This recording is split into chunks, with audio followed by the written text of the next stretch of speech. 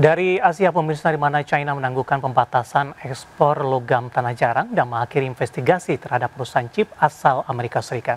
Keterangan resmi yang dirilis Gedung Putih menjelaskan rincian kesepakatan dagang yang dicapai antara Presiden Donald Trump dan Presiden Xi Jinping yang bertujuan meredakan ketegangan antara dua ekonomi terbesar ke dunia tersebut. Sebagai bagian dari kesepakatan, China akan mengeluarkan lisensi ekspor umum untuk logam tanah jarang, galum, germanium, antimoni, dan grafit yang akan menguntungkan pengguna akhir dan pemasok asal Amerika Serikat.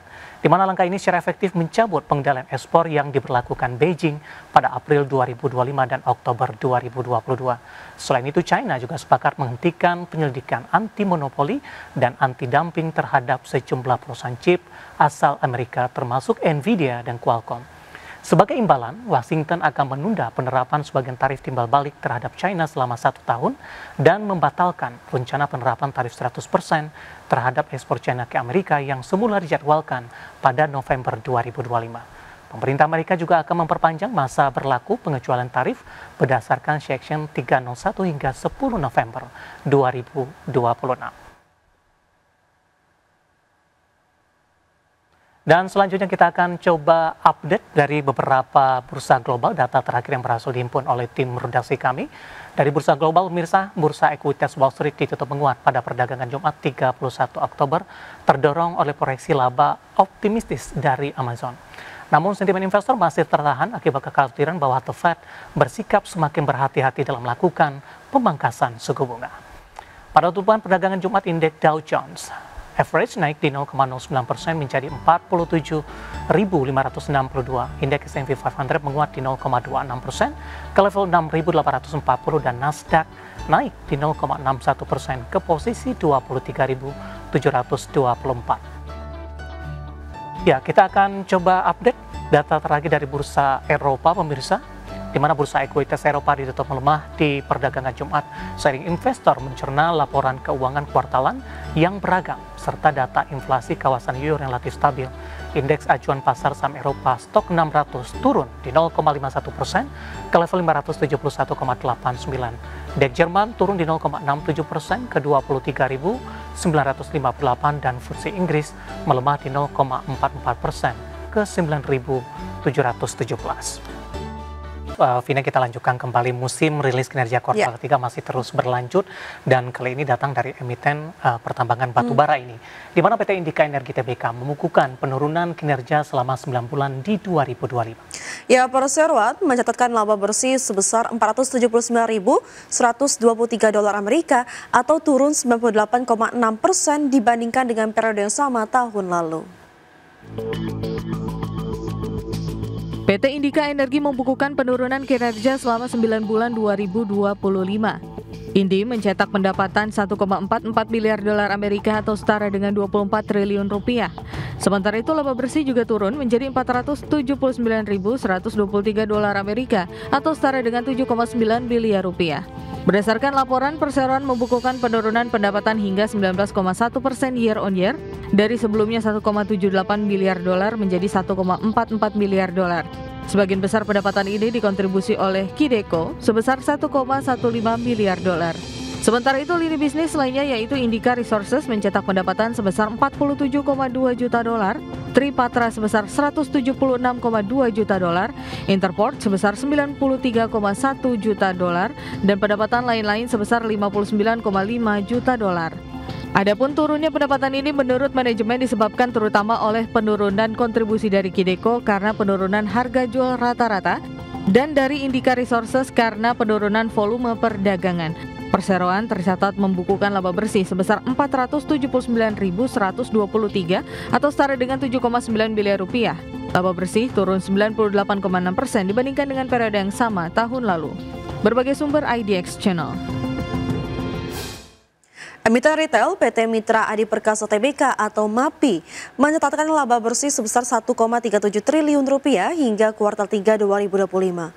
Berdasarkan laporan keuangan, laba bersih MAPI naik 5,75% secara tahunan dibandingkan laba bersih periode yang sama tahun lalu senilai 1,29 triliun rupiah. Seiring dengan pertumbuhan laba, MAPI mencatatkan peningkatan pendapatan bersih 8,76% year on year menjadi 30,03 triliun rupiah per kuartal 3 2025 dibandingkan 27,61 triliun rupiah pada periode yang sama di tahun 2024. Ya, pendapatan MAPI dari segmen usaha penjualan retail mencapai 25,45 triliun rupiah atau naik 10,68% year on year. Kemudian pendapatan dari segmen usaha department store naik 0,68% menjadi 2,11 triliun rupiah. Akan tetapi segmen usaha kafe dan restoran MAPI mencatatkan pelemahan pendapatan di 2,75% year on year menjadi 2,35 triliun rupiah. Dan selanjutnya kita akan menghadirkan beberapa informasi dari mancanegara, di mana konferensi tingkat tinggi Asia Pacific Economic Cooperation atau KTT APEC 2025 di Gyeongju, Republik Korea, Presiden Prabowo Subianto menegaskan manfaat teknologi artificial intelligence atau AI untuk mengatasi kemiskinan dan mencapai swasembada pangan. Dalam paparan di KTT Economy Leaders Meeting, di sesi kedua, Presiden Prabowo menekankan bahwa pemanfaatan kecerdasan buatan atau AI dan teknologi tinggi menjadi kunci bagi Indonesia dalam mempercepat pengentasan kemiskinan serta memperkuat ketahanan pangan. Presiden menegaskan bahwa pemerintah berkomitmen untuk menuntaskan kemiskinan dan kelaparan dengan langkah cepat dan terukur dalam pembangunan nasional.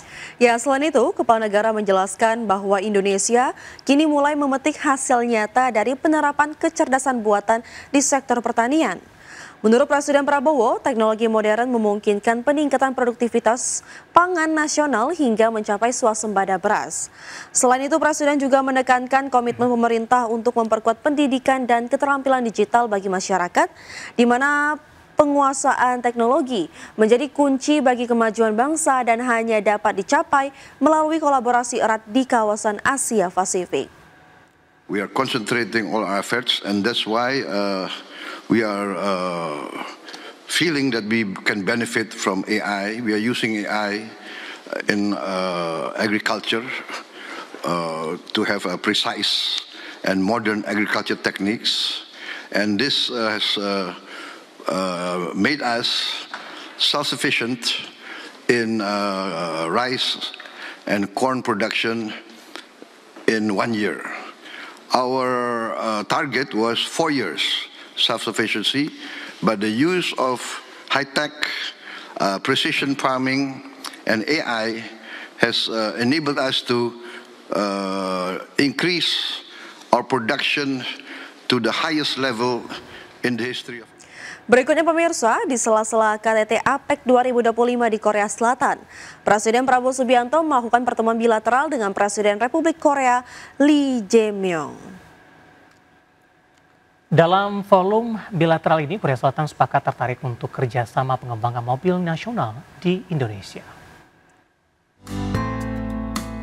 Pertemuan bilateral Indonesia dan Korea Selatan berlangsung di sela-sela konferensi tingkat tinggi kerjasama ekonomi Asia Pasifik atau APEC 2025 yang mencerminkan komitmen kedua negara untuk memperkuat kemitraan strategis di berbagai bidang.